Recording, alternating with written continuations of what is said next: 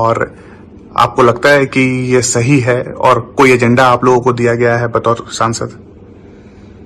देखिए, संसदीय शासन प्रणाली की और संसदीय जो व्यवस्था होती है उसकी सारी मान्यताओं और परंपराओं को ये गवर्नमेंट तोड़ रही है, अनदेखी कर रही है। स्पेशल सेशन अगर बुलाना था तो ये मर्यादा के अंदर होता केंद्र सरकार के कि वो विपक्ष की सारी पॉलिटिकल पार्टी से एक इनफॉर्मल सही लेकिन बातचीत कर लेना चाहिए था।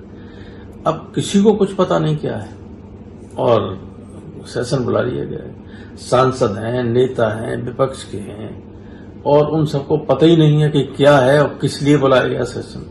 वरना जब सेशन बुलाया जाता तो बाकायदा उसकी क्या कार्यसूची है, किस किस दिन से बैठेंगे, उसमें क्या डिस्कशन होगा, कौन से बिल हैं, क्या चीज है, कौन से प्रस्ताव हैं, क्या रिजोल्यूशन है, कुछ भी किसी को नहीं मालूम। जैसे बिल्कुल गांव का प्रधान कोई अपनी मीटिंग बुला ले, जब जो चाहे सो लिख ले, वही स्थिति है इस गवर्नमेंट की।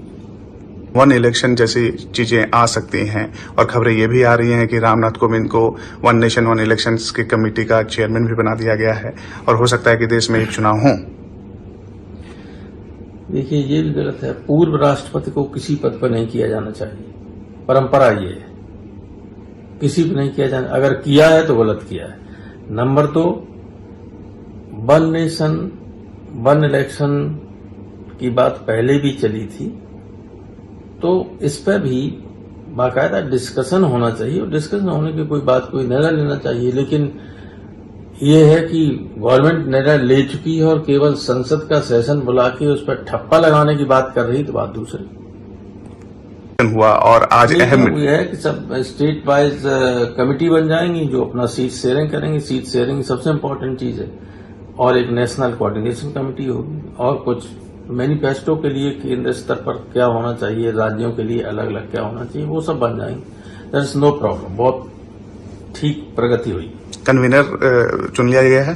कन्वीनर अभी नहीं चुन लिए गए, हो सकता है आज कुछ हो जाए इस पर फैसला।